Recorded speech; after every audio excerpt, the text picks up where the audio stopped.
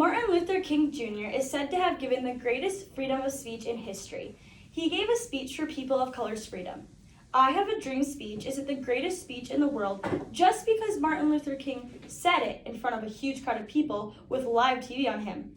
While I Have a Dream speech was successful in history, Martin couldn't have given a successful speech without ethos, pathos, and logos to help lead his crowd in the right direction. I Have a Dream speech was spoken by Martin Luther King Jr. on August 28, 1963. Martin Luther King was an average man who wanted to fight for people of color's freedom. He believed the system of America was rigged and needed to be changed. He spoke facts about how America should be and how it actually is. He speaks out for all people of color to stand up and fight for their rights to make America theirs as well. The crowd that was there to listen to Martin was full of people of color and whites. The video that was given showed some white people smiling and nodding along with what he had to say. But there was also white people there that just sat and listened in their little corner. When Martin said something important that supported the people of color and how America can change the crowd clapped and agreed with him. The setting looked like it was full of joy and hope for a better future. People were listening very closely to what Martin had to say. You could see that what Martin was saying was very important, and the crowd agreed with him. Pathos are used to convince your audience in an emotional way. Martin uses pathos by bringing up the bad things that have happened and are happening up to people of color. Martin mentions, but 100 years later, the Negro still is not free.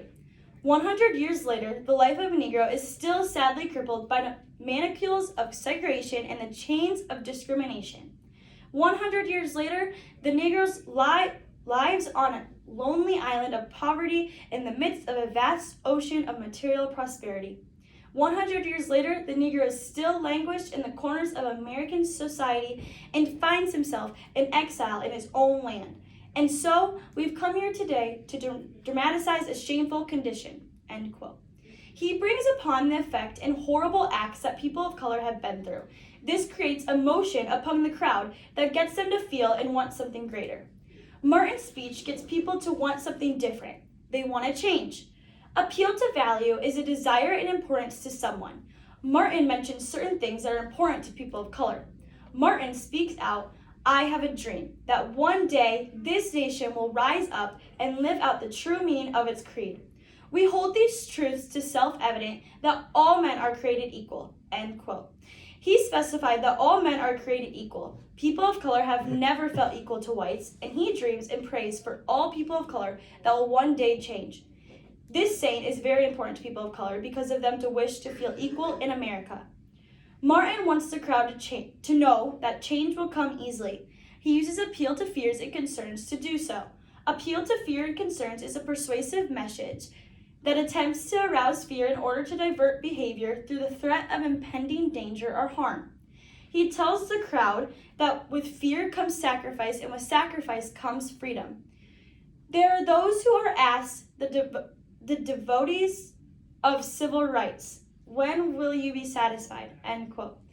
We can never be satisfied as long as the Negro family is the victim of the unspeakable horrors of police brutality. We can never be satisfied as long as our bodies, heavy with the fatigue of travel, cannot gain knowledge in the models of the highways and the hotels of the cities. We cannot be satisfied as long as a Negro's basic mobility is from a smaller ghetto to a larger one. We can never be satisfied as long as our children are stripped of their selfhood and robbed of their dignity by signs stating, end quote. Martin brings up children and how people of color get beaten, but he wants to show people that even if people are tired or hurt, they need to keep fighting until they get what needs to be done. Martin couldn't have given this speech unless he had people that trusted and believed in him. This is where ethos comes into play. Ethos is an artistic proof, a means of persuasion that centers around the audience perspective of the writer's character, trustworthiness, and credibility. King was said to be a young man with solid family connections. He presented himself as professional. He was new to the community and didn't have any ties with anyone. It was easy for the Black community to elect him for these reasons. Martin couldn't have given this beautiful speech without some logic or credibility. Martin was a person of color, so it's not like he didn't see it firsthand. He had experience with what he was saying. The appeal to logos is the appeal to your audience's logic and reason. Martin used appeal to logos in many ways. He brought up the past by mentioning police brutality, poverty, discrimination, and many more. He gets into the hearts of people of color by bringing them back to their past, where they have experienced discriminacy. He used reason in his speech by saying to the crowd how they cannot act in anger, but they have to fight for freedom in a peaceful way. He tells the crowd that they are better than what has happened to them, and with faith, things will change. In conclusion, Martin couldn't have persuaded and got the people to listen to him without ethos, pathos, and logos. He needed credibility, emotion, and trust. Martin Luther King Jr. is famous for his I Have a Dream speech, but it wasn't because he is in front of a huge crowd as a person of color, but it was because he felt for these people, hurt for these people, and wanted to help them more than ever. Martin was a great leader in which he pushed on people's emotions to want to be better.